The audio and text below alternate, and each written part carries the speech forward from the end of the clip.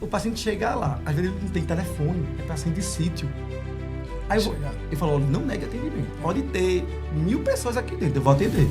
Mas você tem que fazer o que tem que ser feito. Você tem que chegar no consultório e fazer aquilo que você precisa fazer, mesmo que você não esteja tão bem. Hoje a medicina está se tornando uma coisa que a pessoa está fazendo por questão financeira e não pode ser assim. Está tendo um boom de faculdade de medicina. Isso é um absurdo.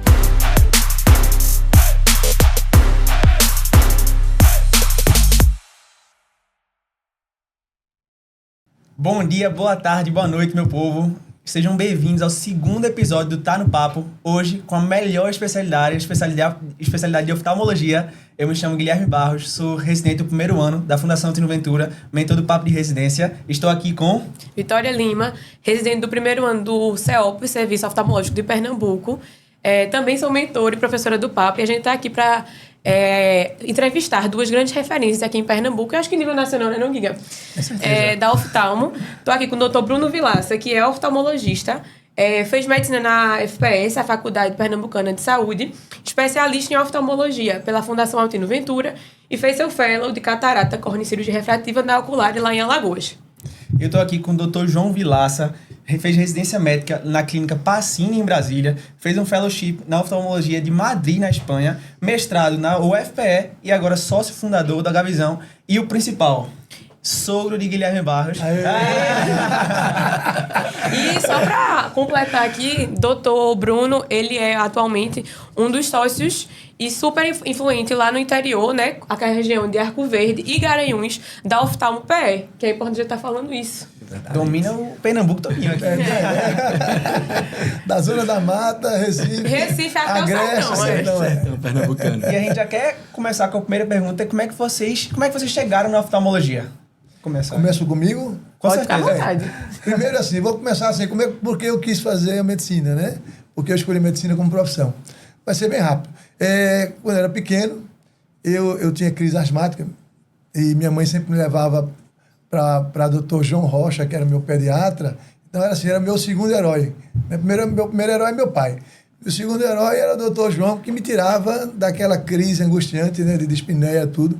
E aí eu pensava, quando eu crescer, eu quero ser igual ao Dr. João. E aí entrei na medicina, né? Fiz minha graduação na UPE, na universidade. E sempre eu pensei, eu já sabia o que eu não queria fazer no começo.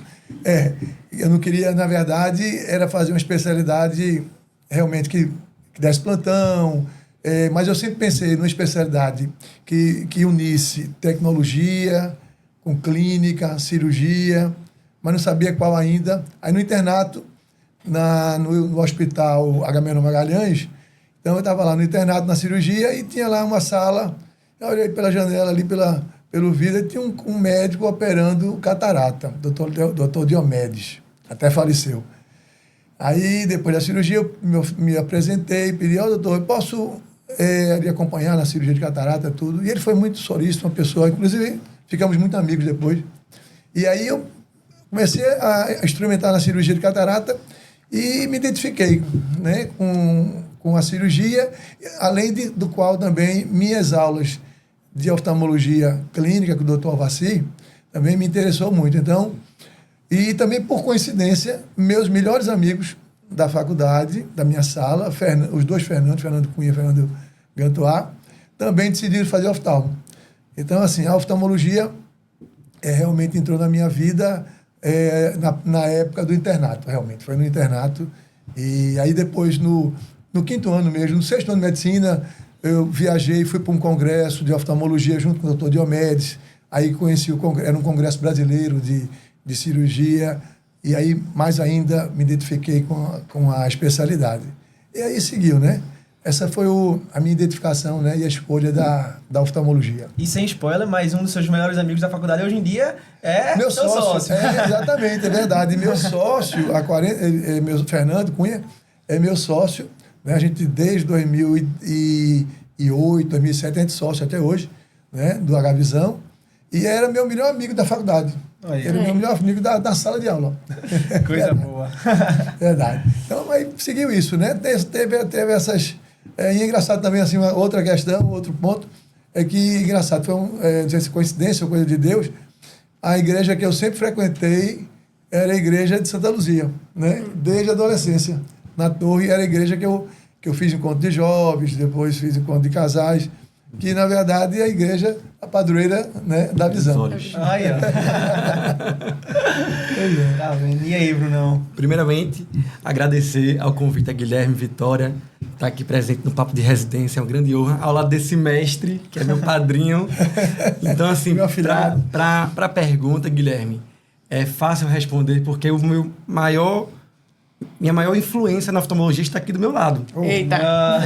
Não pode falar muito, não, senão eu vou chorar. Hoje, por favor. Pior que eu sou chorão mesmo, viu?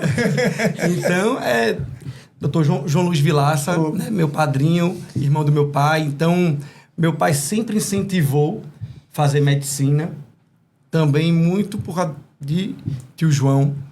E tio João sempre também me incentivou em fazer a parte de oftalmologia. Eu não sei se ele vai lembrar, mas ele me levou uma vez no congresso em Natal de catarata refrativa. Lembro. E me colocou num artigo que ele fez. Foi. Né, de tratamento de pterígio, né, para evitar recidiva com anti-VEGF. Anti-VEGF, foi. Anti-VEGF. Isso, assim, me inspirou tanto. Eu, na época, estudante de medicina, você colocar o nome num trabalho já de especialidade, eu fiquei tão empolgado na época.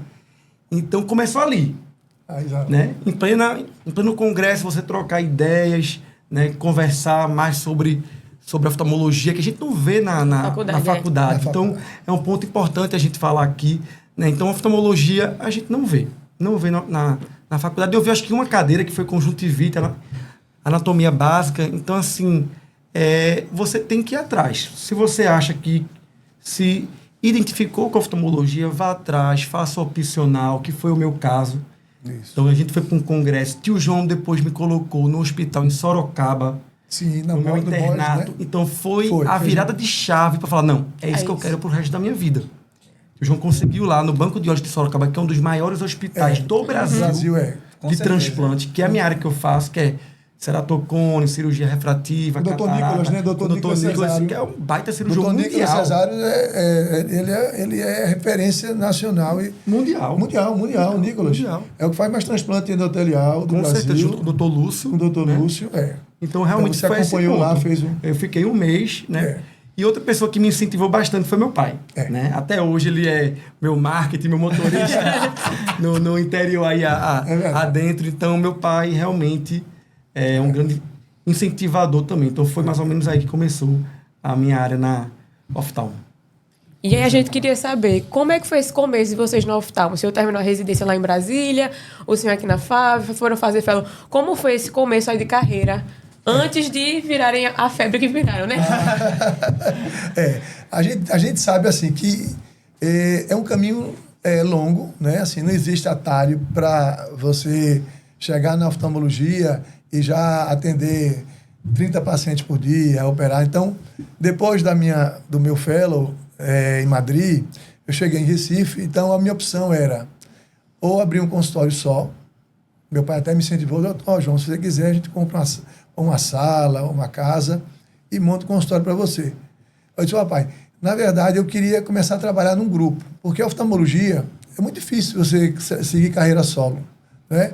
Porque, primeiro, assim, a gente vai conversar sobre isso, mas a oftalmologia é uma especialidade cara, né? Sim. Consultório, montar um consultório, comprar aparelhos, inclusive, e você entrar dentro de um grupo, até porque também no início da profissão, você está muito, assim, muito fresco ainda, né? Muito no início, verde. Então, você precisa entrar num grupo, porque aí você tem outros colegas que te ajudam, tem um suporte e tudo. Então, eu entrei na época, conheci o pessoal do IOR, né?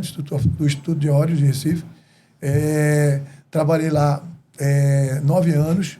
Paralelamente, na época, por sorte, teve um concurso da Fusan, então eu também fui médico da restauração na área de oftalmologia e, paralelamente, também trabalhei na Santa Casa da Misericórdia, operando pacientes do SUS, tudo. Então, fiquei trabalhando em três frentes aí, né, durante 9 anos. Depois, conheci o meu futuro sócio, Álvaro, que também trabalhou no IOR.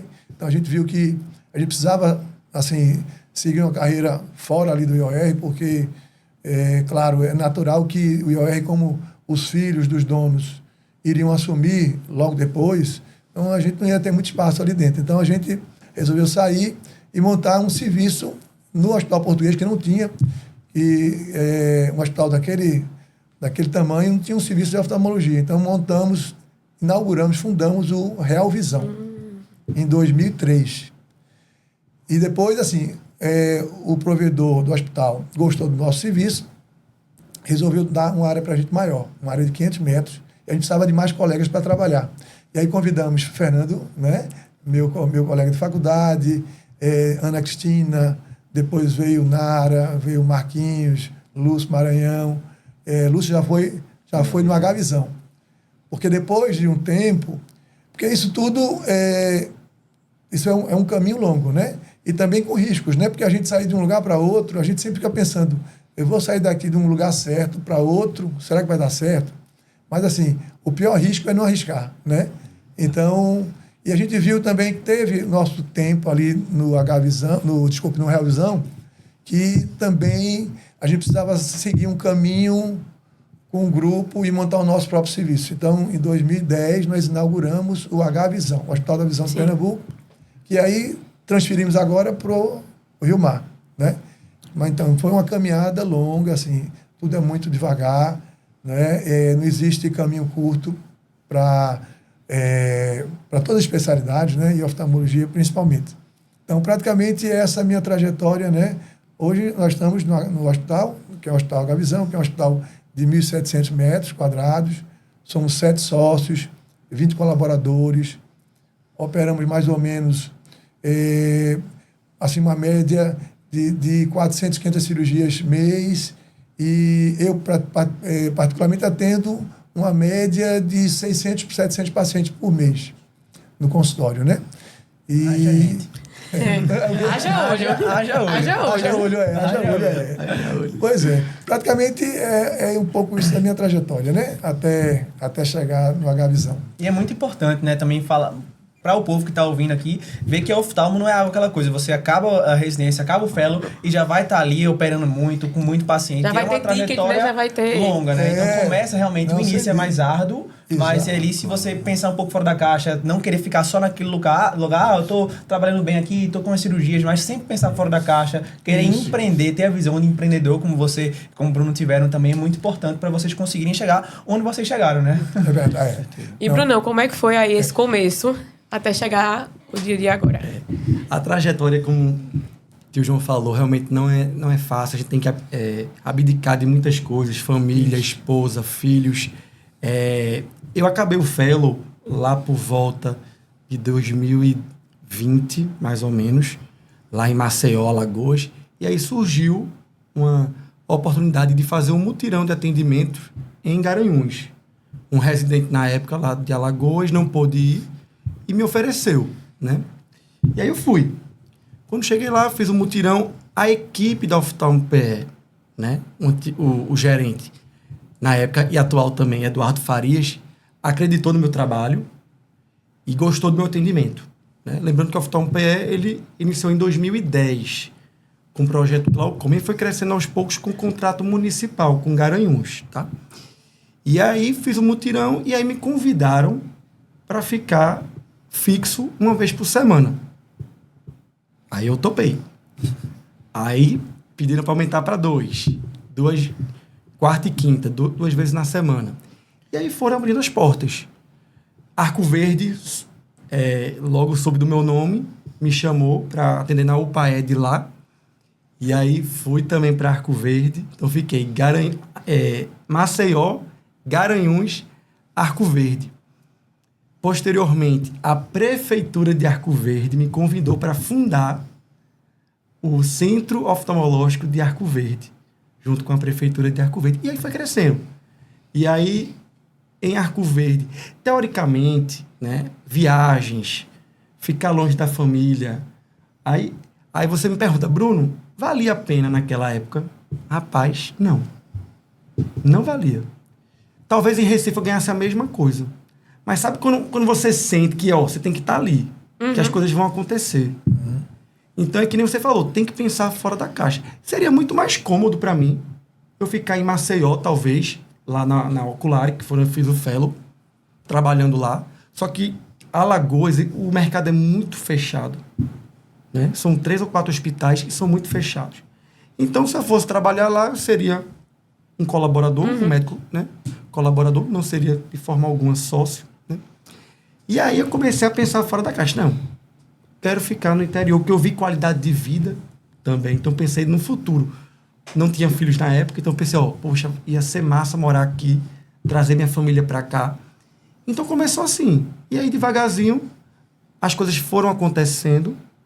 Quando o meu sócio, doutor Itamar Aragão, voltou, né, para a sua cidade natal, que é Jupi, que fica bem próximo lá de Garanhuns, ele falou, Bruno, vamos virar sócio. Ou a gente vai virar sócio da Oftalmo-PE, ou a gente vai abrir um negócio próprio da gente. E você vai estar aqui comigo. Né? E assim, agradeço demais a ele, porque eu não tinha nenhum espírito de empreendedor, jamais imaginava ser o que eu sou hoje. Empresário, sócio, diretor de um dos maiores hospitais oftalmológicos do interior, do Agreste Sertão. Então, se você me perguntasse isso há 10 anos atrás, isso é uma piada. Eu, Bruno, de forma alguma. De forma alguma. E hoje, aprendi muito, né, com a vida, aprendi muito com meus sócios, principalmente o doutor Itamar Aragão. E aí foi que veio o convite para a gente entrar para o grupo da Oftalmo-PE, lá por volta do final de 2020. E aí, 2021, a gente já sócio, teve a grande virada de chave da Oftalmo-PE, que foi um contrato da esfera federal, estadual e municipal, na época do governo Paulo Câmara. E ofereceu para a gente atender 94 municípios. Coisa básica. Básica é só isso. E é basicamente ali, de Caruaru até Salgueiro. A gente topou. Não foi fácil, porque do dia para a noite, vocês vão ter que dar plantão domingo a domingo, 24 horas, vão ser tantos atendimentos por dia, na época acho que eram 200 por dia. E aí a gente começou a convidar os médicos de Garanhuns. Sabe quantos toparam?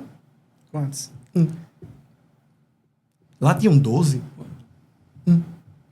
Eu olhei para Itamar, e agora? Como é que a gente vai completar a escala? A gente, que nem um louco. Eu dava plantão, a gente convidou 3 médicos lá de Alagoas, que eu conhecia, toparam. Ele dava plantão de domingo a domingo, eu me virava lá também com ele, Itamar também. E aí, porque ninguém acreditou no nosso projeto. Eles vão pagar nada? Um cara desse aí novo, sócio dessa empresa, vai pagar nada. E aí, quando começou, né, a gente caminhar devagarzinho, chamamos amigos de Recife para operar lá também, eles foram, e aí começou. Entrava o dinheiro, depois de 2 meses, que a gente sabe que o SUS não paga imediato, né? Quando o pessoal viu que estava dando certo, hoje em dia a gente, graças a Deus, tem fila para entrar lá na Oftalmo-PE. Então foi assim, né? Árduo, nunca imaginei, mas é que nem você falou, tem que pensar fora da caixa, senão você não vai seguir com o futuro empreendedor.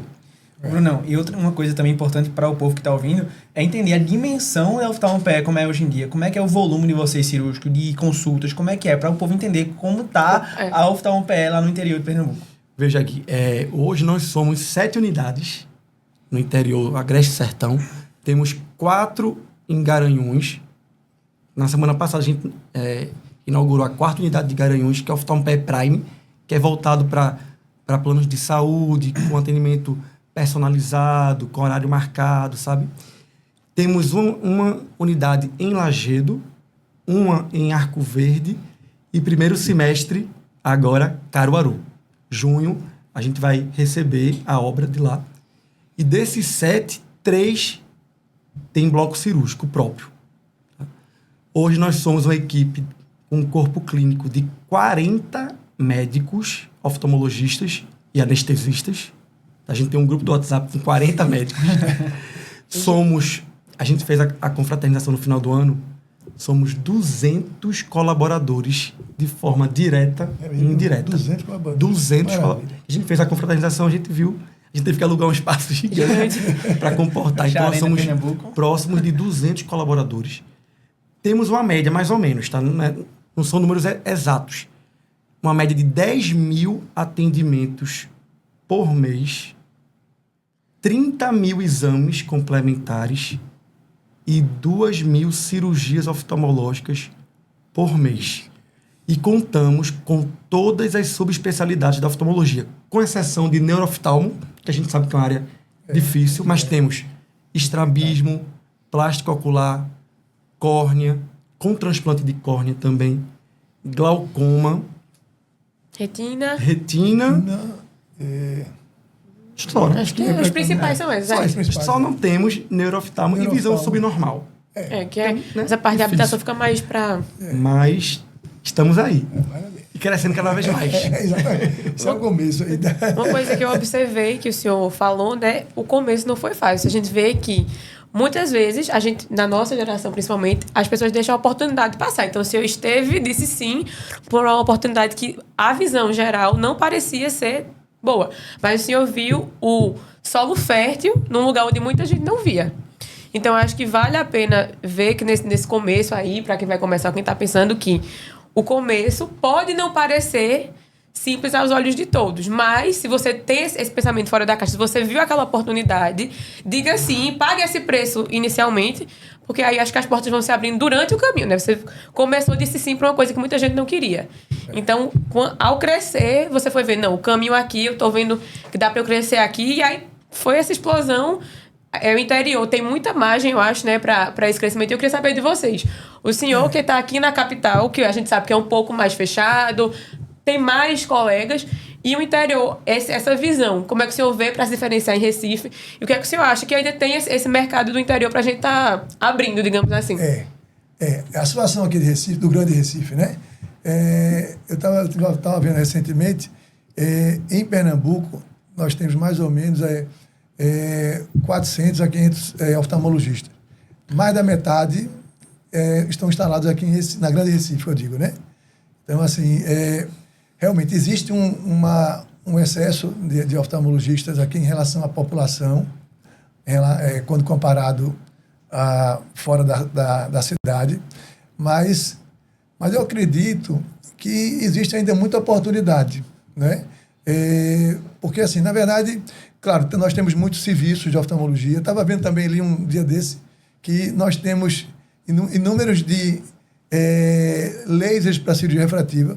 Nós temos metade do número de laser comparado com Paris. Paris, que é uma cidade da Europa, uma cidade capital da Europa. Nós temos metade, quer dizer, Paris só tem o dobro de lasers de cirurgia refrativa do que Recife. Quer dizer, a gente tem laser demais, né? Laser demais. Para uma cidade como a nossa, né? Então, assim, tem muitos serviços de oftalmologia, realmente. Mas também, assim, a gente tem que pensar que a gente não atende só o Grande Recife, né? Hoje, Recife, a gente é considerado o segundo polo médico, né, do Brasil. Então, eu, particularmente, atendo muito paciente. Eu não atendo só paciente de Recife, mas atendo paciente de Campina Grande, João Pessoa, Maceió, alguns pacientes até de Fortaleza e, interessante, pacientes até de fora. Pacientes que têm uma relação com Recife, assim, moram nos Estados Unidos ou na Europa, mas têm parentes aqui em Recife. Então, preferem operar aqui porque não só pela qualidade, né, dos profissionais, mas você receber em dólar ou em euro e pagar em real... Então, assim, já operei paciente, assim, dos Estados Unidos, mas, assim, não é o grande volume, né? O grande volume realmente é do Grande Recife e cidades realmente fora do... Então, mas existe, assim, ainda oportunidade. Aí, por quê? Porque, apesar de termos tantos serviços, muitos oftalmologistas, mas a oftalmologia, ela está dando oportunidade, porque, assim, as pessoas estão envelhecendo mais, né? Então, as pessoas estão vivendo mais tempo. Consequentemente, o nosso maior ticket médio, para mim, particularmente, que trabalho com catarata, os pacientes, eles estão vivendo. Como estão vivendo mais tempo, eu vou ter mais pacientes para operar catarata. As cirurgias de catarata estão sendo feitas mais precoce, né? Os pacientes estão operando mais cedo. Porque, por exemplo, na década de 90, eu comecei na década de 90, então, eu só operava uma catarata quando o paciente tinha uma catarata madura, né, porque tinha que operar. Né? Então, o paciente com medo de operar, porque naquela época não existia complicações, tudo. Então, assim, mesmo sem tanta concorrência na época, mas o meu número de cirurgias, ou o número de cirurgias de colegas até com mais experiência na época, era menor. Hoje, apesar de ter mais concorrência, mas meu paciente está operando catarata, isso é um exemplo, não é catarata. Eu falo catarata porque é a minha maior especialidade, é a minha realidade. Então, hoje, apesar de ter muita concorrência, eu estou operando mais cataratas porque os pacientes estão operando mais cedo. Existe outro viés que é a questão de você não só operar catarata, mas hoje a cirurgia de catarata tem um viés também como cirurgia refrativa. A cirurgia faco-refrativa. É aquele paciente que tem um começo de catarata, mas quer ficar livre do óculos. Ou então a gente chama também a cirurgia faco-refrativa daquele paciente também que é até aprovado pelo CBO, que ele considera que o paciente, depois de 50, ele tem um cristalino disfuncional, é um cristalino doente, mesmo que não tenha uma catarata já estabelecida, né? Estabelecida. Então, tem esse lado, né? Qual é o outro lado também de oportunidades para, né, novos colegas que estão chegando, vão entrar no mercado, né? Por exemplo, você tem outros nichos de ganhos também, lente de contato, né? Então, hoje, você pode também seguir esse caminho de lente. Hoje, nós temos muitas subespecialidades que antes não tinha, né? No começo, era especialista em catarata, refrativa quase não existia, né? Tinha cerotomia radial naquela época. Aí veio a cirurgia refrativa. A cirurgia refrativa subdividiu em cirurgia refrativa a laser, implante de ICL, né? Implante de lentes fásicas. E aí novos procedimentos, novas subespecialidades. E aí também isso cresce também a oportunidade no mercado também para o médico que está entrando, mesmo com uma grande concorrência. Realmente, Recife, existe muito serviço de oftalmologia, a gente sabe, né? Mas se você for bom, realmente, se você realmente fizer uma boa residência, está sempre estudando, acompanhando as evoluções da tecnologia, você vai se destacar e você vai ter sua posição no mercado de trabalho. É mais ou menos isso. E lá pelo interior, como é que o senhor acha que está o cenário? Essa pergunta, acho que é a pergunta do podcast, né? Deve ser muitas dúvidas, né, do pessoal que está assistindo. Veja, eu concordo com o tio João, acho que tem espaço, mas tem um porém. Tem que ter o diferencial, tá? Porque, vamos dizer assim, passar óculos, todo mundo faz. A gente tem uma classe que a gente luta muito, que é a optometria. A optometria tá, que é algo polêmico, eu não vou nem comentar muito aqui. Tá aí no STF aí, enfim. Mas que compete com nós médicos oftalmologistas. Então você vai o quê? Você vai abrir um consultório para passar óculos. Ok, você vai ser um de 1 milhão que vai estar aí junto com você. Então tem que ter o diferencial. Interior, capital. Eu acho que isso é primordial. Isso qualquer. Tá? E interior, melhor ainda, porque tem poucos especialistas. Eu acho que ali da região eu sou um dos únicos que opera refrativa. Posso estar enganado, mas assim, até onde eu sei, nós somos os únicos que oferece ao paciente a cirurgia refrativa. Faco-refrativa também, implante de ICL, como o tio João falou, que são cirurgias diferenciais. Então a gente está crescendo cada vez mais por causa disso. Porque a gente não é só passar óculos. Claro que a grande demanda do consultório vai ser essa, óbvio, né? Uma renovação de óculos e tal. Mas quando você faz o diferencial, um paciente com 10 graus de miopia, você resolve a vida dele ou realiza o sonho dele, ele vai comentar com o irmão dele, com o primo dele. Ó, doutor Bruno me operou. Rapaz, eu tô sem óculos. Aí você vai. O melhor marketing que tem no interior é o boca a boca. Mas na cidade também, né? O boca a boca realmente. Mas eu acho que interior ainda é mais. Porque às vezes não tem rede social. Então, olhe. Então, assim, tem campo? Tem. Para você fazer o diferencial. Então, é como o tio João falou. Faça uma subespecialidade. Isso. Faça uma área que tem poucas pessoas fazendo, que você se identifica. Isso. Estrabismo. Quem fizer estrabismo, minha gente, ir para o interior, Ave Maria. Na capital já é difícil. Então, assim, eu tentei fazer estrabismo, mas não gostei. Mas, assim, é uma área que, poxa, se você se identifica, vá fundo, porque tem muito campo. Mercado, tem mercado. Então, assim, tem espaço para todo mundo. Isso. Mas eu acho que essa resposta da pergunta é: faça o diferencial. que você vai se dar bem. Faça o que a maioria não faz. Exatamente. Porque passar- chegar até óculos, todo mundo chega. E depois, né? Não, e outra, e tem os optometristas, gente, no interior. Se aqui na capital a gente tem, no interior é muito maior. Aí você vai falar com o paciente, olha, não vá para o optometrista. Eu pego casos todos os dias com ceratocone avançado, que estava renovando dentro de ótica, que é proibido isso. Tava com quem? Com o optometrista. Glaucoma avançado. Isso Então é pior. ainda a gente vai Mais grave. dizer que pode fazer isso, pelo amor de Deus. Então, assim, eu sou... Eu acho que Estica a até bandeira gente- contra a optometria. Mas é um todos tema não. polêmico, mas, enfim. Pronto, e bem que vocês falaram nessa parte de oportunidade, é muito importante tirar essa dúvida, porque muita gente tem esse medo da oftalmologia, porque nós somos, acho que no final a cada ano se formam quantos oftalmologistas? Mais de 20 aqui em por aí. Recife. Então, assim, a pessoa ali vai conseguir fazer a sua catarata, vai sair com um volume bom de catarata, mas ele vai fazer o fellow dele, vai fazer o seu glaucoma, retina, córnea, enfim. E depois do fellow, ele acabou o fellow agora, acabei. Como é que vocês veem esse início da carreira do oftalmologista aqui em Recife? Como é que pra onde ele vai normalmente, para onde ele vai se inserir, se ele vai ter já um bom volume de cirurgia, para onde ele vai ficar? O povo quer saber muito isso, sabe? E volume financeiro, que é o que o povo pergunta. Quanto ganha no início da carreira? Uma média aí. Agora quanto é que começou vocês na veem? maior dúvida, na maior curiosidade da galera. Eu acho que talvez Acabei a seja oftalmologia, acabei o Quanto é que eu fellow. vou ganhar, né? E aí, gente? E aí? Eu falo na minha área, porque assim, as nossas áreas é um pouco diferente, né, Bruno? Interior Na minha, porque assim, nós não trabalhamos com SUS, né? Quando você trabalha com SUS, Bruno vai falar, você já sai da residência, já tem um volume X de pacientes que você vai atender, né? Já na medicina privada ou de convênio, realmente, eu vejo pela minha experiência, quando eu comecei lá no IOR, eu atendia 2, 3 pacientes por dia, porque eu dependia de pacientes de convênio, né? E naquela época, ainda foi uma época até boa, porque, na verdade, na época, os convênios estavam procurando médicos. Hoje Hoje é o contrário. Hoje é o contrário. Hoje, Você tem que... depois eu vou falar um pouquinho sobre essa verticalização da medicina, né? Dos planos de saúde. Isso... Então, assim, é natural que você saia da residência, você vai, por exemplo, lá no H-Visão, né?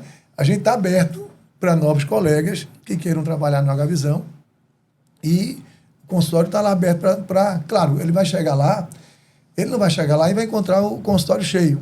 Ele vai ter que começar a fazer um trabalho lento, né? Uma caminhada lenta de conseguir pacientes através de rede social, não é? Através até de indicações de outros colegas que não sejam oftalmologistas, né? Um network médico, né? É bom você ter vários amigos que indiquem você, amigos de outra especialidade, que indiquem você, né? Esse network e essa questão da rede social é um pouco lento. Realmente é meio difícil você dizer quanto vai ganhar um médico no começo da carreira na medicina privada, que eu digo convênio particular. Mas, assim, eu posso dizer que no começo, também depende do ritmo que ele vai trabalhar, né? Se ele quer... Plantão, depende de muita se ele coisa, quer- né? Mais uma média geral, assim. Depende também... Segunda a sexta, ali Segunda a suas sexta, manhã e tarde, vamos supor. Se for só consulta, sem cirurgia, né? Isso. É, uma média Consultório aí. normal. Porque a gente tem que lembrar também que no consultório oftalmológico, você recebe pela consulta oftalmológica, recebe também pela tonometria, né, Bruno? Pelo mapeamento, pela Pelo plano. endoscopia. O plano também agrega outros Mini procedimentozinhos mini na própria procedimentos consulta. na própria consulta. Então, isso agrega valor, né, na consulta final. Mas, assim, eu posso dizer, se tem um consultório segunda a sexta, aquele horário normal, ele pode ganhar 40, 50, 60 mil reais se trabalhar, né? E como eu falei, né? De segunda a sexta, sem cirurgia, né? Se o médico for um cirurgião, né? E dependendo da sua especialidade, do volume de cirurgia, ele pode duplicar e triplicar esse valor, né? Mas isso é uma caminhada longa, né? Isso é, na verdade, e tudo vai depender, né? Da sub também. Da subespecialidade, né? Da quantidade de pacientes que ele vai conseguindo, que vai conquistando. A cartela de paciente que ele vai conseguindo conquistando, né? Vai montando.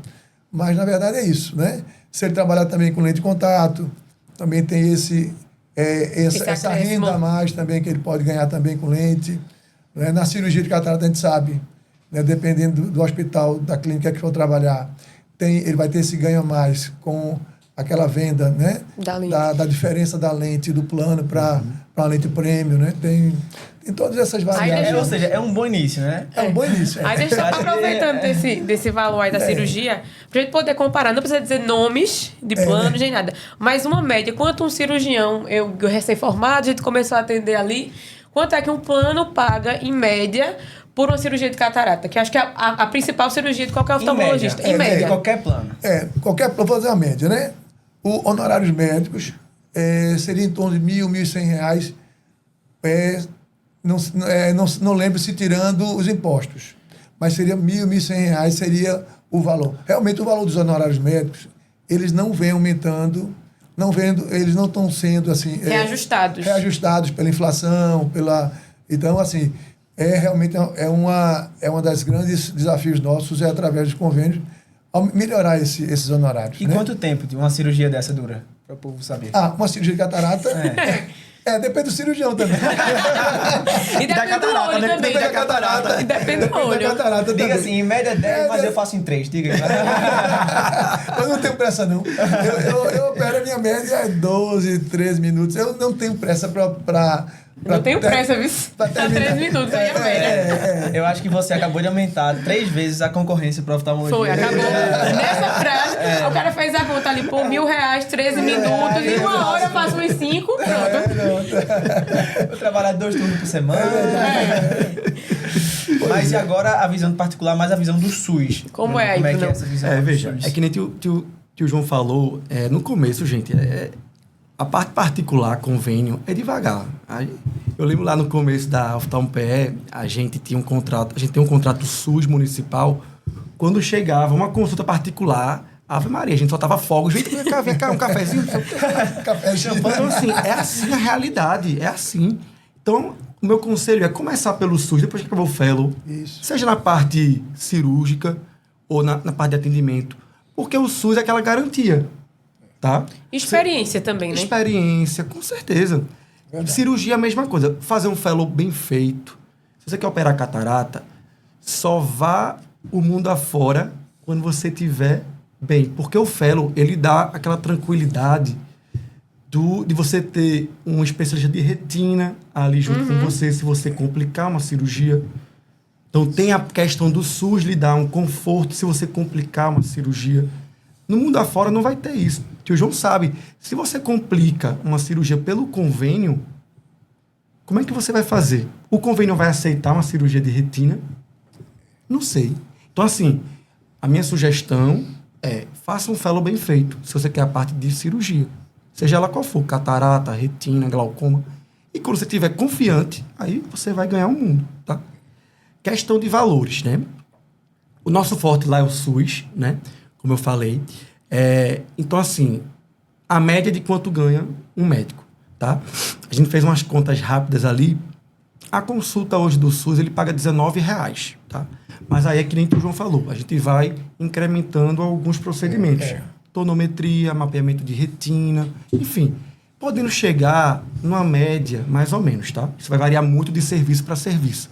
De 35 bruto. Então, vamos botar aí R$30. Se você faz 60 atendimentos num dia, 5 vezes na semana, vai dar 30 mil e pouquinho bruto. E aí você desconta os impostos, vai dar em média 30 mil. Pelo SUS, né? Então, a média que um médico, né, ganha no início, só com consultas, uma média de 30 mil. Cirurgia, aí já vai aumentar, né? A média hoje que se paga numa cirurgia de catarata, uma média, tá, gente? Isso aí vai variar de serviço para serviço, se é capital, se é interior. É uma média de 100 a 150 bruto para o cirurgião. Tudo pelo... Isso aí é SUS, né? SUS, tá? Particular. Lá no Oftalmo-PE a gente prefere oferecer um preço mais em conta para a gente ganhar o mercado. Esse foi o segredo da gente também. Então, por exemplo, se um concorrente ele cobra 350, eu vou cobrar 250. Que aí eu ganho o mercado. E os pacientes hoje, eles vão pesquisar. Sim. Tá? vão querer o preço mais justo. Eita, oftalmopé tá ali, ó, tem um preço mais em conta. Sem contar que no interior a gente sabe que não tem tanto plano. Então, os pacientes no interior, vai você ter que cobra, o seu desembolsar. ticket é um pouco menor, mas em compensação, seu paciente, a maioria é sem plano de saúde. Eu digo que eu sou do interior e eu conto nas mãos as pessoas que têm a cultura de usar plano. Para usar o plano, teria que vir para Recife, porque às vezes o médico do interior não atende. Enfim, acho que esse ponto também é bem importante. Exatamente. Então, assim, a parte particular lá da oftalmopé a gente paga com 24 horas. Entendeu? Então, você produziu hoje, particular, a gente paga com 24 a 48 horas.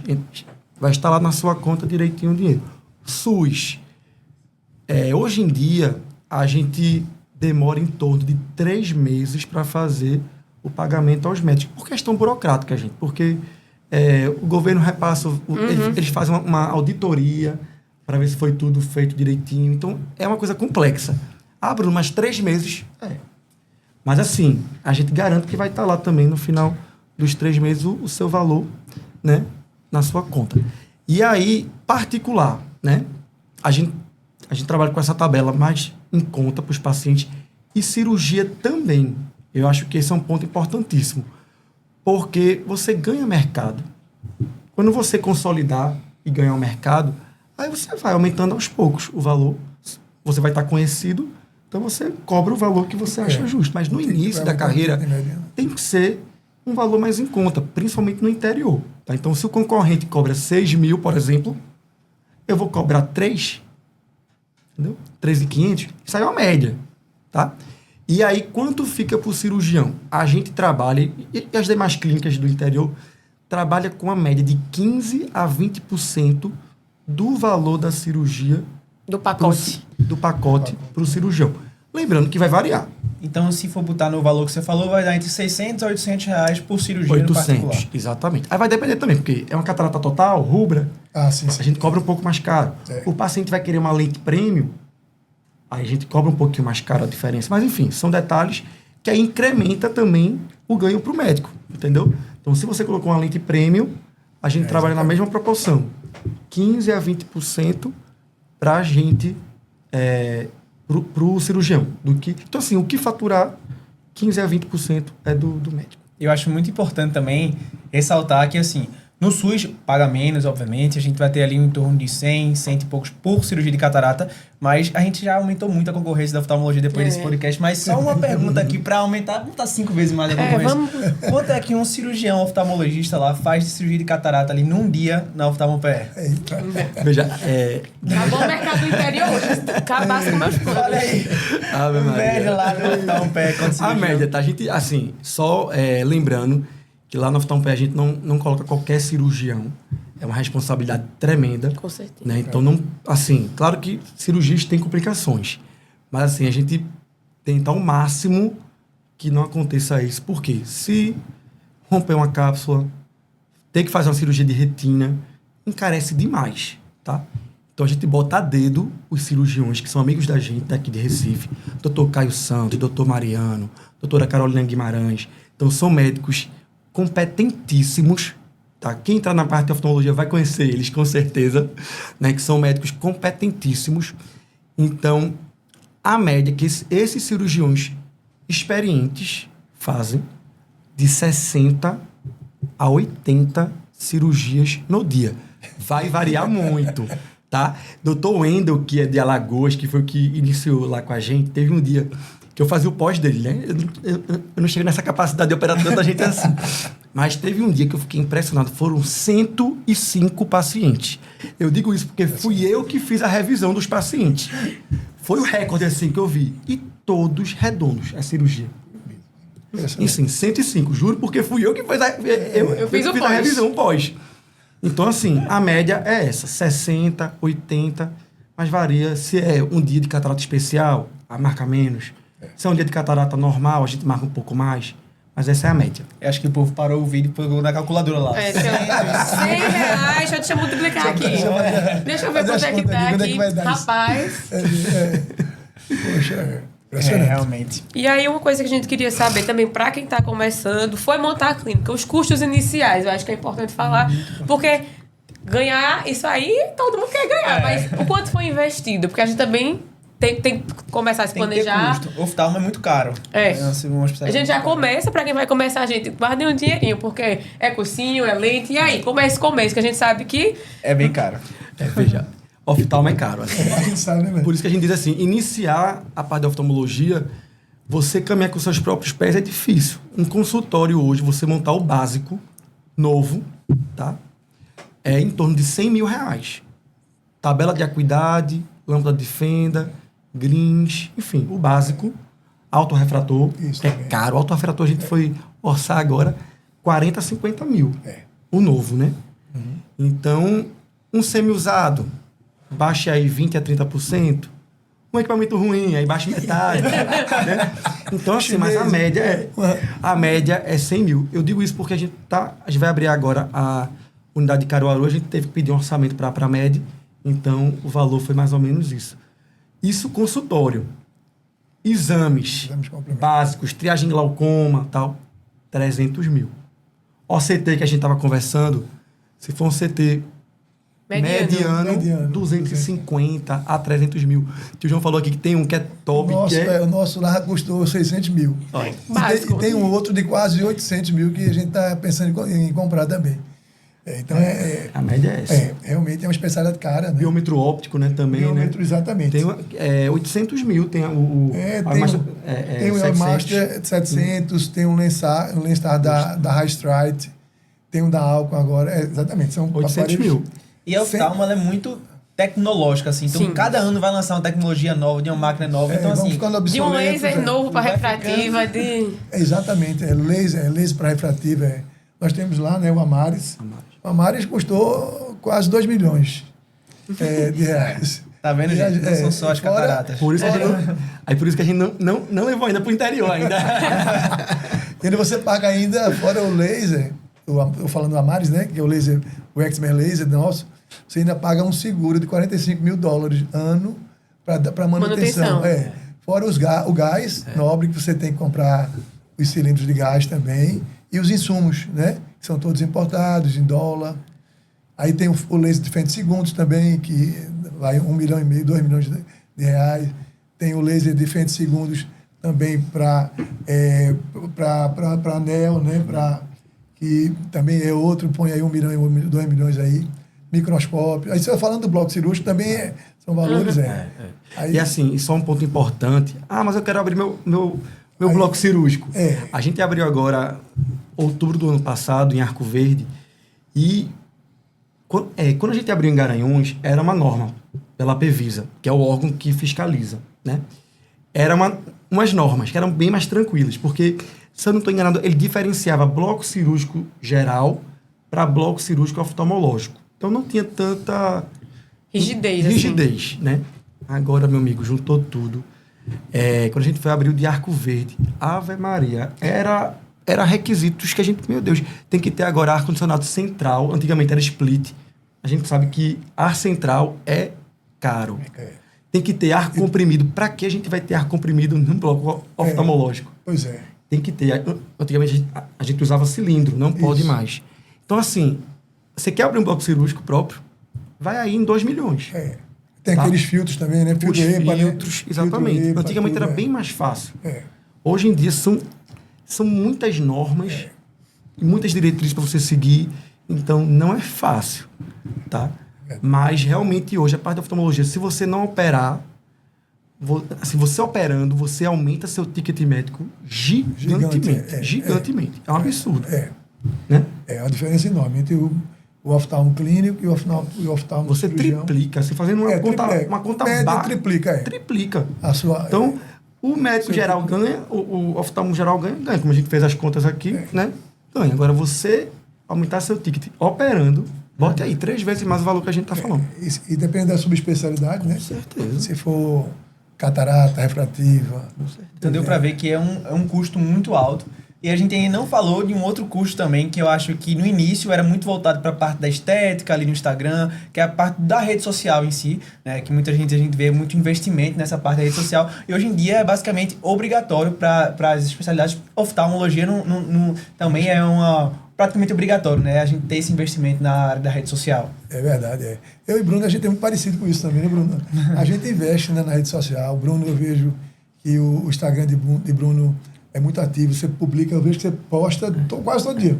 Se não é no story... Eu não, a minha equipe... Eu também tenho uma equipe também. Não tem tempo, né? A gente não tem tempo, realmente a gente tem por trás... Porque falando assim, você gosta, sinceramente, eu não gosto. Eu também gosto confesso. de ficar vendo só. Mas assim, é uma coisa importantíssima. É verdade, Rede social é aquele mal necessário para algumas pessoas como eu. Eu não gosto de ficar postando, mas tem que fazer. Então, assim, o que eu sugiro, né, é você ter uma equipe de marketing para a sua instituição, para o seu hospital, que é o que eu tenho, o que a Gavisão tem, e uma própria. Para sua marca própria. Dr. Bruno Vilaça, Dr. João Luiz Vilaça. Entendeu? É isso que eu sugiro, que é importantíssimo. Né? Você ter também uma equipe de recepção é muito importante. Treinar a secretária bem. Muito. Olha, é uma crítica frequente que a gente tinha lá no interior, porque você conseguir a mão de obra, né, assim, de recepção, né, que tenha, né, instrução, que saiba falar com o público. Se na capital é difícil, no interior é muito maior. Então, a gente luta muito por isso, a gente treina bastante os nossos funcionários. O WhatsApp também, então, a gente tem aquele atendimento que é do SUS, então, muitas vezes, o paciente do SUS liga para o particular. Isso congestiona a rede do particular. Então, a gente teve que colocar uma equipe voltada só para a questão do telefone, de resposta do WhatsApp. Então, é outro custo que você vai ter. Colocar uma empresa para gerenciar os telefonemas e as respostas automáticas pelo WhatsApp. Eu acho que é um ponto importantíssimo também. É verdade. Aproveitando esse ensejo, eu acho que essa parte que ninguém fala, nem na faculdade, nem na residência, nem nada. Os desafios do consultório. De treinar secretário, que a gente sabe que isso fideliza. Se você for o melhor cirurgião do catarata, mas se você tiver uma secretária, às vezes ruim, acabou ali o contato com o cliente. Exatamente. É verdade. Acabou. Tem que saber recepcionar o paciente. É o que eu sempre digo assim, a consulta começa quando o paciente entra pela porta da sua clínica. Já começa. Se ele entra e já é mal recebido, Acabou. Ele não volta. Você pode fazer o melhor atendimento, mas ele vai sair com aquela impressão errada da sua clínica. E vai falar pros outros, viu? Vai falar para os outros. Sem, às vezes, nem ter passado por você. A E culpa eles nem já é estão sua. chateados com você. Então, assim, Eles você já botar uma chegam- gerente operacional que a gente tem lá.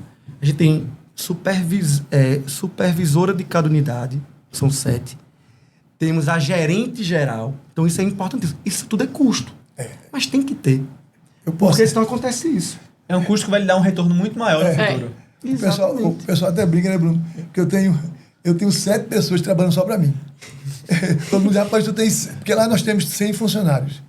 Mas eu tenho 7 pessoas que trabalham só para mim. Quer dizer, eu pago assim, os custos do hospital, mas eu tenho a minha coordenadora, que é Gil, que trabalha comigo há 30 anos. Então, ela resolve tudo para mim, para cirurgia. O paciente... Gil está sempre ligando para os pacientes. Eu operei, o paciente operou de manhã, aí Gil liga de tarde, perguntando ao paciente se ele está bem, como é que está o pós-operatório. Gil, o paciente quer ter alguma dúvida no final de semana. Aí eu dou o telefone de Gil, se Gil não resolver, passa para mim. Ela faz a triagem ali. Gil que resolve valores de cirurgia. Quer dizer, o paciente pergunta, doutor, quanto é a cirurgia? Aí eu digo, não, vamos falar com minha secretária. Essa secretária é famosa, viu? Eu nem sei, deixa lá. Até porque eu sou péssimo, eu não sei fazer negócio, eu não sei negociar lente intraocular, não sei negociar cirurgia. Gil resolve isso para mim. Então, Gil trabalha comigo há 30 anos. Eu tenho 2 meninas que trabalham, porque eu atendo 2 consultórios, né?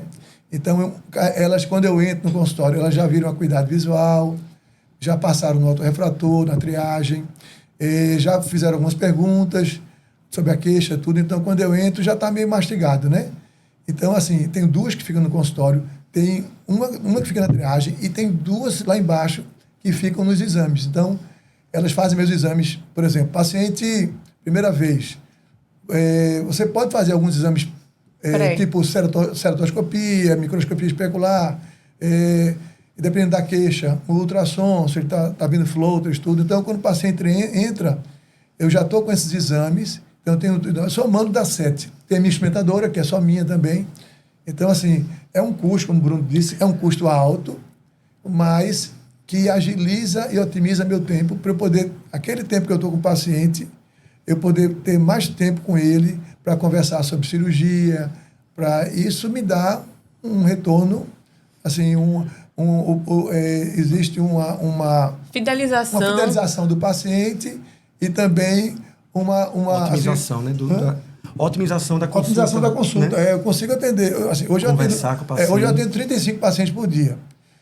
Para pacientes de convênio, é um volume bom. E eu atendo devagar. E também eu converso muito também. Eu adoro conversar com os pacientes. E os pacientes adoram isso também. Né? Isso fideliza. Então, isso fideliza. E quando é sobre cirurgia, eu gosto de conversar muito com o paciente, que o americano chama de timeshare, né? Que é tempo de cadeira. Quanto mais tempo de cadeira você está com o paciente conversando sobre a cirurgia, sobre a lente, você vai ter a expectativa do paciente, né? O nível você consegue deixar o paciente mais confiante. Então, eu tenho mais tempo para conversar com o paciente e isso me dá mais retorno, fideliza o paciente. Então, é um custo que me dá um retorno por trás muito maior. E uma tranquilidade também, eu acho, né? Você ter alguém que está lá, você conversou, você trabalha tranquilo, né? Eu procuro também não atrasar, né? Eu já fui de atrasar muito, porque eu atendia 50 pacientes por dia de consultório. Depois fui diminuindo, hoje eu atendo 35 e consigo atender de maneira tranquila, sem atrasar muito. Atraso, claro, uma vez ou outra, né? Porque às vezes tem um paciente que demora um pouquinho mais, mas isso deixa o meu dia mais tranquilo. Eu opero com tranquilidade. É um custo que me dá um retorno, direto e indireto. Lá pelo SUS, a gente tem a pessoa que fica no consultório, que a gente chama de assistente de consultório. Tem até um termozinho que chama, né? Então, lá no SUS, a gente já tem essa questão de ter uma pessoa lá digitando para você. Então, você só faz atender. E ele vai anotando. Isso aí também otimiza a questão do tempo, né? E a gente consegue atender um número maior. A minha média hoje de atendimento do SUS, que é uma vez por semana, em torno de 100 pacientes. Num dia. Num dia. 50 de manhã e 50 à tarde. Será que a gente chega aí? Não, mas é de uma forma bem tranquila, assim. Tranquilo, Se eu Tranquila, conseguir né? chegar a isso num mês, eu acho Sem que eu tô paciência, super feliz. E no particular, aí a Tisha falou, não, 50 já era muito. Ave Maria, o meu, não vou nem falar, então. De 50 a 80, particular. É mesmo. A média é 50, mas assim, quando o dia tá bem cheio, O paciente senta na cadeira, não. eu converso. Ainda conversa ainda? Pai, você faz milagre. Né? Mas assim, a média é 50, mas assim, quando o dia tá muito bom, aí vai por 80. E assim, eu não gosto de negar. Os meus pacientes, eles vêm de muito longe. Não é só ali de Garanhuns e Arco Verde, não. Eu atendo a região toda. Então, o paciente chegar lá, às vezes ele não tem telefone, é paciente de sítio. Aí eu falo, olha, não negue atendimento. Pode ter 1000 pessoas aqui dentro, eu vou atender. Tá certo. Entendeu? Então, assim, acontece muito isso. Então, eu não limito. Tá certo. Então, chegou lá, Eu também, viu? a gente diz, vai demorar um pouquinho, você quer sair, se alimentar. Isso eu acho muito importante e foi algo também que é diferencial lá. O jeito de atender também, assim, é importantíssimo. O interior tinha muito aquela questão do especialista, ele ser o rei de lá. Ou seja, era o único, então você achava no poder Poder fazer, de atender mal. não maltratar o paciente, mas tratar de forma assim, Snob. sabe? Arrogante, né? Arrogante. Então, isso a gente escuta muito falar. Porque antigamente só tinha aquele doutor fulaninho. Então, isso aí. Olha para ele, Só tem ele. né? Só tem Então, é um diferencial meu e também da minha equipe a gente tratar. Eu sempre faço um checklist, assim. Eu abro a porta, chamo o paciente, cumprimento, dou bom dia. Quando o paciente é a primeira vez, né? A gente vai levando uma conversa. Minha consulta hoje dura 10 a 15 minutos. Bruno, mas é muito rápido. Mas pergunta ao paciente se ele não está satisfeito. Porque eu otimizo, vou perguntando, já vou... no caso, pegando o green, já vou ajustando. Já vai examinando. Já vou examinando e conversando com ele. Conversando com ele ao mesmo tempo. Então, o paciente sai muito satisfeito. E é rápido, porque também se eu demorar, vamos ter 50 para atender lá fora. Tá certo. E os pacientes lá chegam tudo na mesma hora. É impressionante. Gente do interior. É. A gente tenta marcar por horário marcado. É impossível. Todo De mundo manhã. É um batendo no outro lá na clínica. Mas, Bruno, isso aí também mostra muito, por exemplo, do ser humano que você é. Porque, assim, da competência que a gente já sabe que você tem de sobra, mas, assim, isso é muito importante porque a gente sabe que é muito difícil para esse povo lá do interior. Então, o seu João, que tá lá do interiorzinho, que não tem celular, que não tem carro, às vezes espera o transporte é trânsito, chega tarde. E você não precisaria atender, porque você já tem uma clientela absurda, o seu número de pacientes por dia é absurdo, mas mesmo assim você faz questão de atender aquela pessoa ali que às vezes chega tarde. Então, assim, isso é muito importante, mostrando o quão humano você, além de ser um médico muito uma referência, né? Então, assim, é por isso que você também tem muito sucesso, né? Por isso que no interior o povo vai muito para você, desde o primeiro mutirão que você falou lá, você já criou um nome muito, muito grande lá, então isso é muito, muito, muito legal.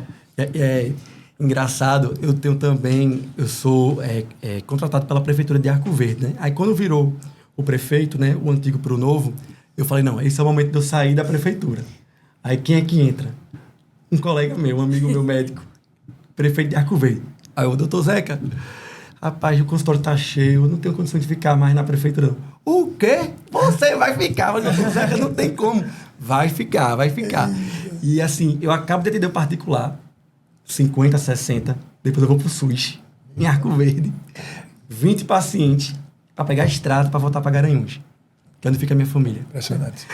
Isso aí é engraçado, porque eu quero sair, aí eu não. É muita energia. Mas ele Só de você falar, já cansei. Mas ele aprendeu com alguém, né? Ele aprendeu E com a grande alguém. pergunta, aqui, né? vale a pena esse SUS? Não, é Por verdade. amor mesmo. É quando eu trabalhei também no IMIP, eu esqueci de falar que de 2002 a 2004, Carol Collier me convidou para operar catarata congênita no IMIP.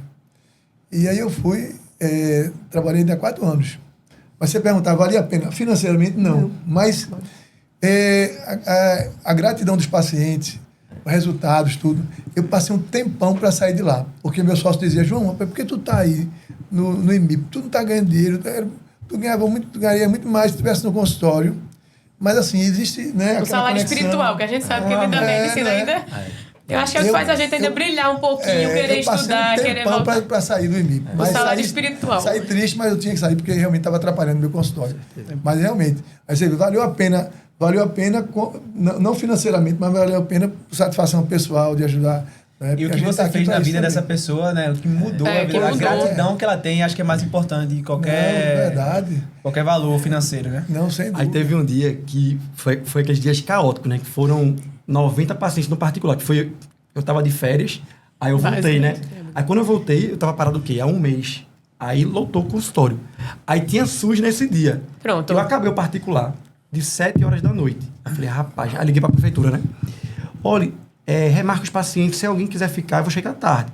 Sabe quantos remarcaram? 2. 2 só. Todos ficavam lá. Aí foram 18. Eu cheguei lá assim, ó, acabado. Mas assim, aí eu cheguei lá, atendi todos muito bem. Então, assim, é fazer o amor pela profissão. Você, às vezes, tá cansado, às vezes, teoricamente, não vale a pena você estar ali por questão financeira. Mas você, com amor, você faz tudo. É verdade.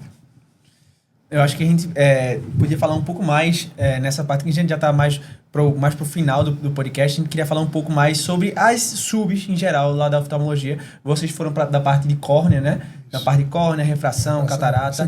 Deixando claro também que para você operar catarata, você não necessariamente tem que fazer esse fellow. Você pode, os outros fellows também, você vai operar a catarata, que é meio que uma cirurgia coringa, né? Ali da oftalmologia. Mas a gente tem aulas da retina, glaucoma. Isso. E o que vocês acham dessas subs? E quais são as melhores subs do momento, assim, para vocês acharem? Eu já vi que o estrabismo tá aí no teu radar, viu? Se vocês pudessem indicar, assim, as melhores subs de oftalmologia na atualidade, assim, em relação à tecnologia, a espaço. Muita gente perguntou também se no interior algumas subespecialidades são superiores a outras, até por disponibilidade de máquinas.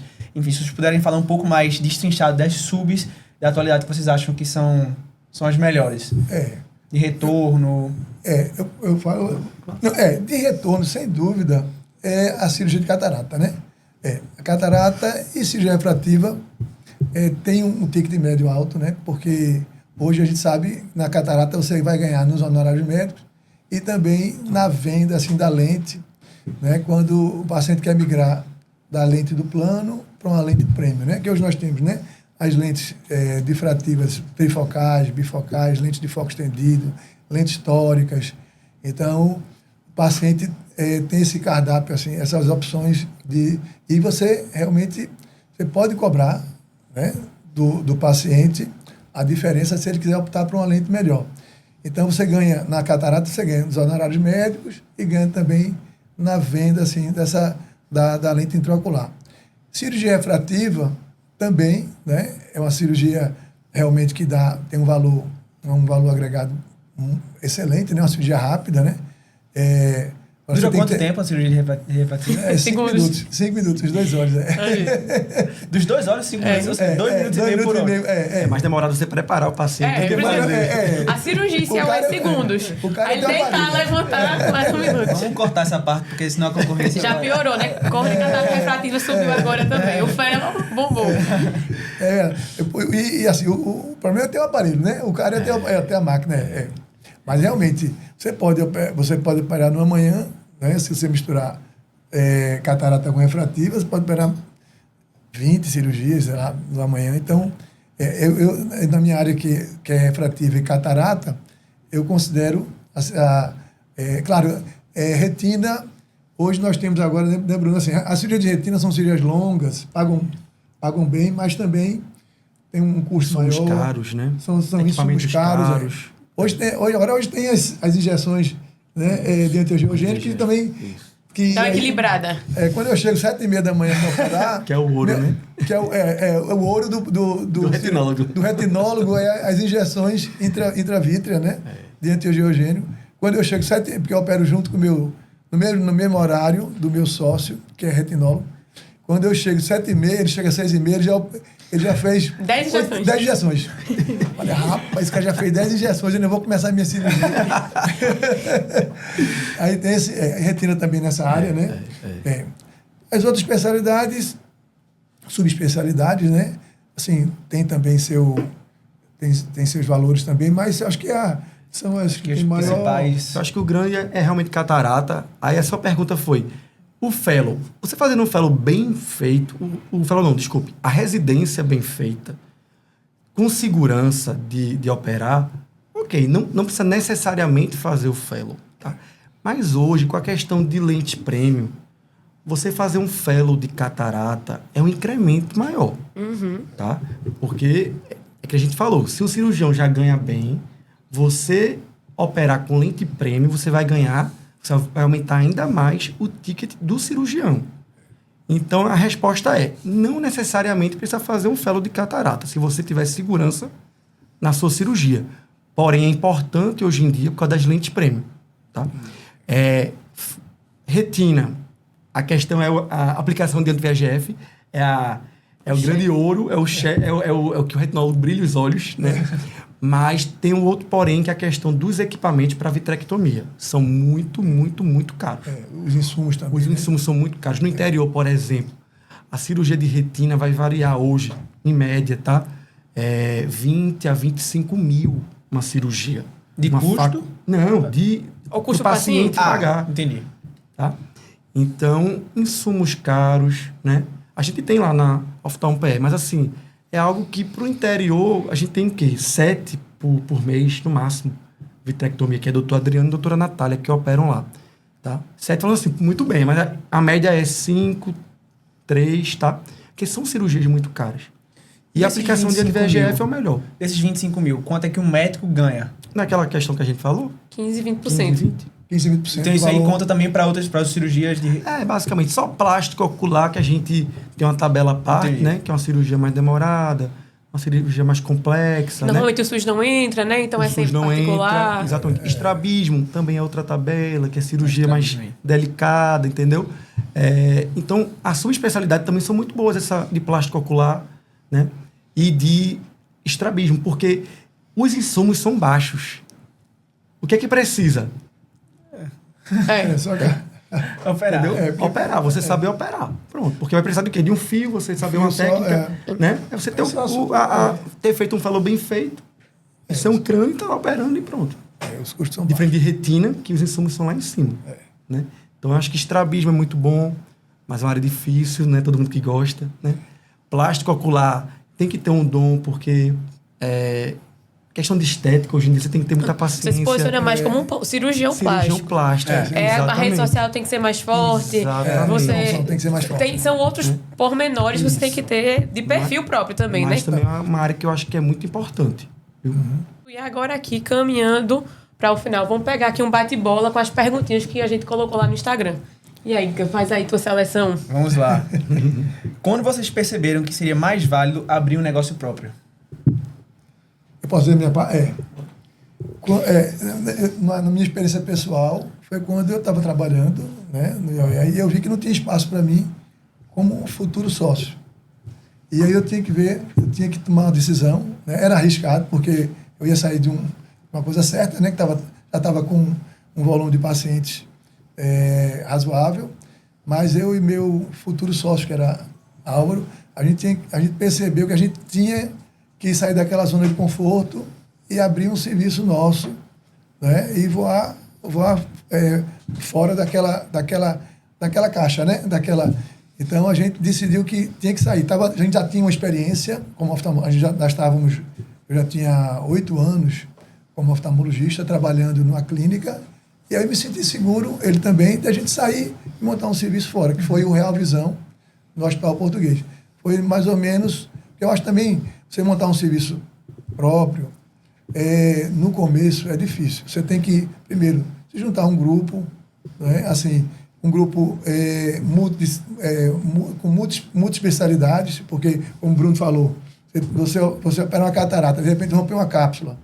É bom que você tenha um retinólogo, Para lhe dar para lhe dar um suporte e tal. E a gente achou que com 8 anos já com experiência, a gente podemos montar nosso próprio serviço. Então foi nessa época, mais ou menos 8 anos de formado, que a gente resolveu montar o serviço próprio. Mais ou menos nessa época. Eu acho que o momento certo é quando você está vendo ali que você já está ganhando o mercado, ali você sendo funcionário, colaborador, e você vê que você abrir a sua clínica, você vai ter uma quantidade X de pacientes que você consiga não ter um prejuízo no final do Já mês. tem seus clientes fiéis, já, Isso. que vão procurar Bruno Isso. ou Exatamente. procuram o Isso. seu nome, não um oftalmologista qualquer, Porque, eles querem exemplo, você, né? Vitória acabou agora a residência. Você vai para Garanhuns agora, abrir seu próprio consultório. Quem me Com quem é que conhece? vai? Quem conhece? Então, é diferente de Vitória, vai para Oftalmo PE. Está lá trabalhando há 1, 2, 3 anos. Isso. Já tem uma certa quantidade de pacientes. Ok. Pronto. Esse é o momento. Já Você faz uma conta média ali de fez quantos uma pacientes você carteira, atende. Fez uma carteira Faz de umas pacientes. contas. Quanto vai ter o custo? Aluguel, equipamento, funcionário. Faz uma conta rápida. Não está no prejuízo? Vai lá e abre. Ou tem um prejuízo pequeno? Vai lá e abre. Mesmo preço pequeno, vale a pena. É verdade. Eu acho que teve várias aqui que a gente já respondeu, né? Então, assim, como foi para empreender no interior, acho que isso aí o Bruno já deixou bem claro como é que foi a trajetória dele. Perguntou que vale a pena fazer oftalmo sem ter parente na área. Essa é uma pergunta que muita gente pergunta. Muito. Sem ter parente. Sem ter parente. Assim, meu exemplo, né? Eu não tenho parente na... Não, mas acho que... Eu tenho o tio João, mas assim...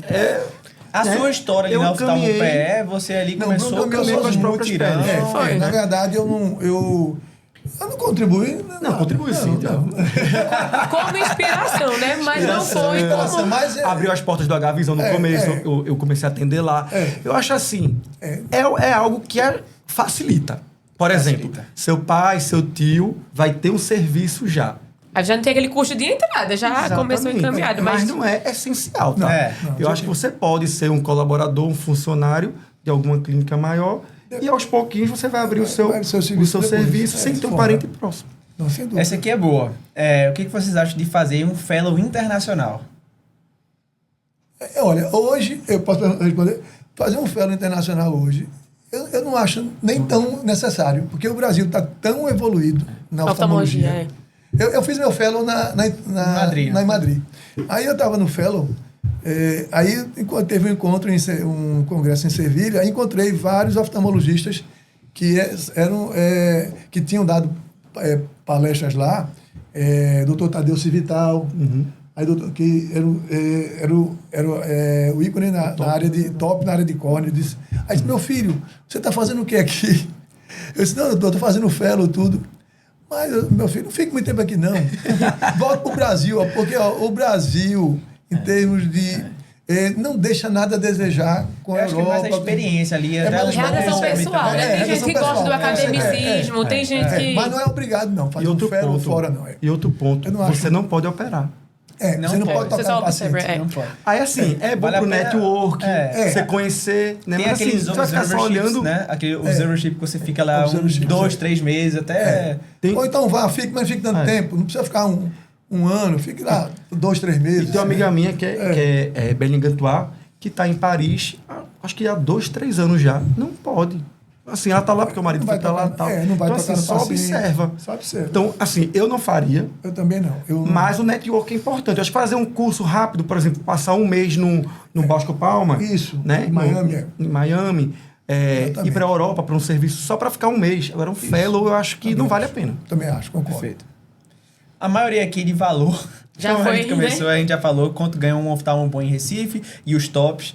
Eu acho que o céu é o limite para os tops, né? Para os tops Assim, Eu acho que a média, 30 mil, consultório, né?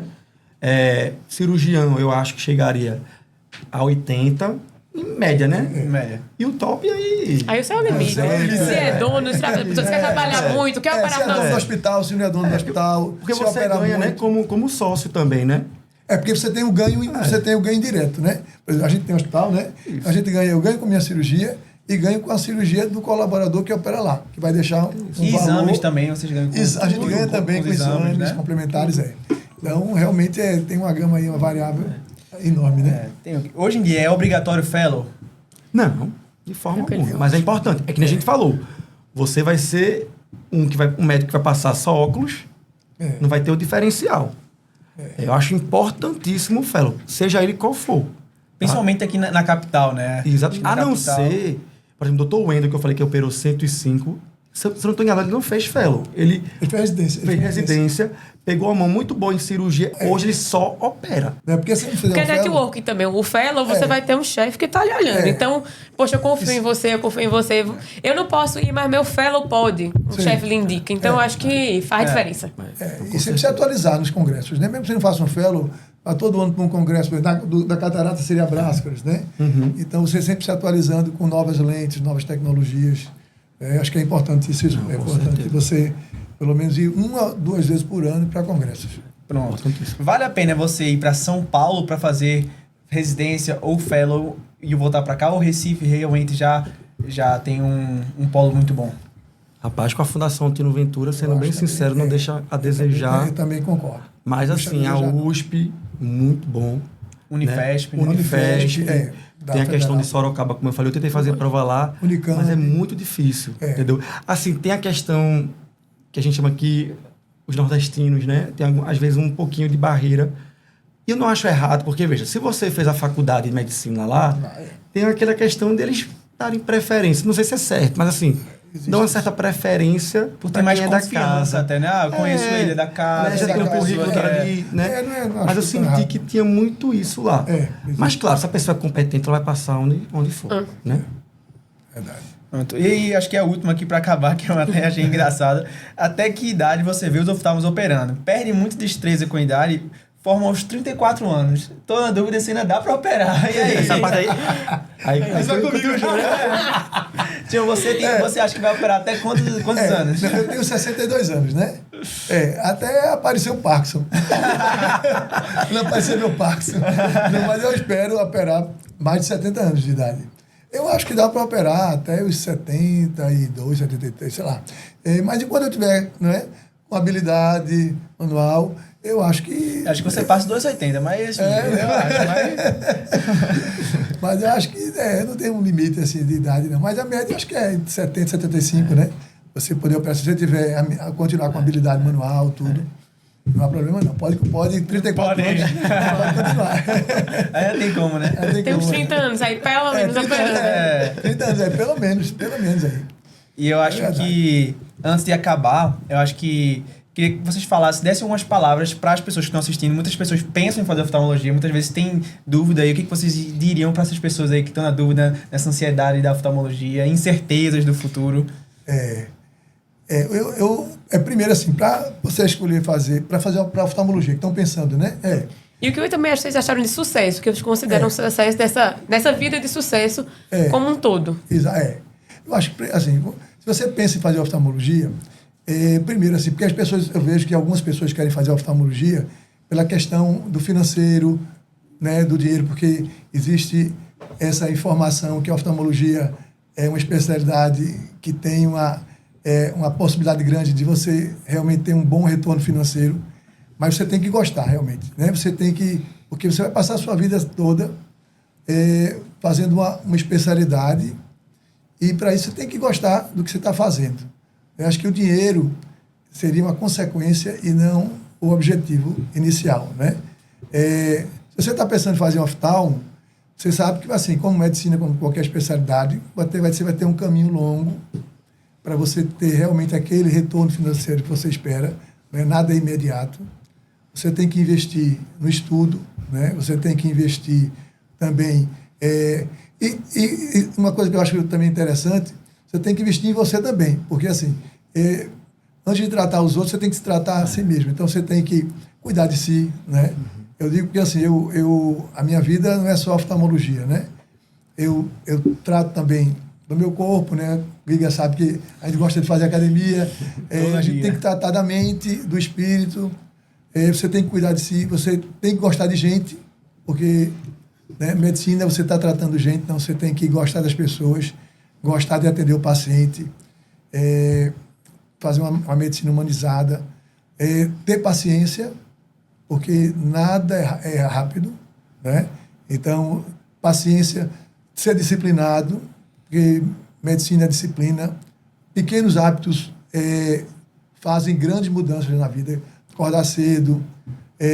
Claro que a gente não vai chegar no consultório todo dia feliz da vida, né? Vai ter dias que você vai estar de mau humor, mas você tem que fazer o que tem que ser feito. Você tem que chegar no consultório e fazer aquilo que você precisa fazer, mesmo que você não esteja tão bem, né? Eu falei, né? Paciência, disciplina, humildade também. A gente tem que ser humilde. Quando a gente errar, a gente tem que reconhecer o erro e aprender com os erros. Aprender, às vezes, a ajuda de outros colegas, de outra especialidade, ou da mesma especialidade, né? Eu acho que tem que ter esse somatório. Se você conseguir fazer tudo isso, né, você certamente vai ter um futuro assim brilhante, né? Então, eu acho que gostar do que faz, ter paciência, humildade, disciplina, que você vai chegar no objetivo final. Eu acho que, assim, você dentro da faculdade de medicina, faça estágio, veja se é isso mesmo que você quer, aproveita. Hoje em dia tem um rodízio opcional. Então, eu na minha época, eu fiquei em dúvida entre pediatria e oftalmo. Então, assim, rodei pediatria, gostei. Rodei oftalmo, gostei mais ainda. A pessoa pode errar, entrar em oftalmo. Eita, não é isso que eu quero. Volta atrás e vai fazer a outra área. Então, assim, tudo tem tempo na vida. Só não tem tempo você fazer a coisa errada, a escolha errada. Você chegar lá, tá fazendo uma coisa porque, não, ganha dinheiro, porque, enfim, vou atender rapidamente aqui. Não, é ser humanizado, é pensar no próximo, né? Eu acho que a medicina é muito isso. Hoje a medicina está se tornando uma coisa que a pessoa está fazendo por questão financeira, e não pode ser assim. Está tendo um boom de faculdade de medicina. Isso é um absurdo. Então, assim, que a gente sabe que tem pessoas que estão fazendo, mas não tem perfil nenhum. Talvez possa mudar no futuro, pode, mas você olha assim, esse cara não tem perfil. Mas, enfim. Então, assim, faça por amor, rode o rodízio opcional, veja se é realmente isso. Oftalmo, que a gente falou aqui, é uma medicina à parte. Você vai aprender a ver um fundo de olho, você nunca viu isso na faculdade. É diferente de um cardio, você já auscultou um coração, né? Então, assim, rode opcional. Eu acho que essa é a minha dica fundamental para quem está na faculdade de medicina ou quem está com dúvida em fazer oftalmo. Perfeito. Eu acho que, só para a gente acabar aqui, como residente lá, um mês de residência, eu acho que um ponto muito legal da oftalmo, além dessa parte da qualidade de vida, eu acho que é uma especialidade que ela traz muita gratidão. Sim. A gente vê muito paciente que É chega muito lá... impacto, né, na vida do chega paciente. um paciente que tá cego lá e no outro dia sai enxergando. Então, você se torna o herói daquele paciente. Então, você vai ganhar muito presente, você vai ganhar muita gratidão, você vai ganhar muito abraço. Então, isso aí é muito, muito legal da oftalmologia. É uma das especialidades, talvez a mais resolutiva de todas. Então, isso é muito legal. O retorno dessa gratidão que a gente tem dentro da oftalmologia. Isso é muito legal. Eu antes queria fazer endócrino, então eu caí na oftalmo e pra mim uma coisa que eu sempre fazia questão era de ter o meu paciente, o contato com ele. E hoje quando eles voltam de criança a adulto, o poder que a gente tem dentro da oftalmo de qualidade de vida, de proximidade é muito grande, é muito gratificante. Seja com simples óculos, que não é simples, a gente consegue devolver uma criança, a gente vê quando ela coloca o grau certo, o olho brilha. Como o idoso estava com catarata, sem enxergar há 3 anos, uma catarata branca total e voltando a ver, é muito gratificante no sentido de qualidade de vida que você reabilitou. Infelizmente, a gente sabe que dentro da medicina, às vezes, acho que, a oftalmo se reduzem, mas quando você vê o dia a dia da especialidade, eu acho que é uma especialidade muito gratificante do ponto de vista do que aquele paciente enxerga, do que ele volta a ver, do quando você reabilita uma criança para ela crescer bem, voltar. Enfim, eu acho que dentro da oftalmo a gente consegue esses vários salários, né? O financeiro ele vem como consequência, mas eu acho que essa parte espiritual, de contato, de presente, de oração, acho que eles vão rezar pela senhora. Enfim, eu acho que é muito gratificante. Nesse pouco tempo de R1, a gente percebe isso, né, Giga? Com certeza. Até um fato engraçado, um paciente meu do R1, que eu fiz uma evisceração. Eita. O paciente me deu o melhor presente que eu já ganhei até hoje. Uma evisceração. Ele Ele levou um peru vivo lá pra dentro um peru vivo dentro da Fundação Tino Ventura. O pessoal da segurança correndo atrás dele. Olha, mas foi assim, é algo que marca a vida da gente. E foi uma simples cirurgia de evisceração. Simples não. Foi uma úlcera de córnea que evoluiu para uma evisceração. Então, uma cirurgia que a gente tirou o globo ocular do paciente e ele ficou super grato. Mas tirou a dor dele. Tirou a dor, exatamente. Então, assim, dele, uma cirurgia que o paciente não voltou a visão, para deixar claro. A evisceração, ele não vai tirar o conteúdo dentro do olho. Então, assim... mas tirou a dor, assim, tirou o sofrimento dele, né? Assim, ele sabia que não ia ver mais, mas retirou foi o que me marcou até hoje. Não tem uns casos que marcam, é verdade. Acho que não tinha maneira melhor da gente finalizar por aqui. Foi um prazer enorme estar aqui participando desse podcast com 2 referências minhas que eu já tenho há um bom tempo, que me fizeram também escolher oftalmologia. Então, é um prazer estar aqui com o meu sogro. Eu vou ser meu primo, tio, uma referência. É um prazer enorme reconhecê-los. A gente agradece pela disponibilidade. Esse é mais um episódio do Tá no Papo. É isso.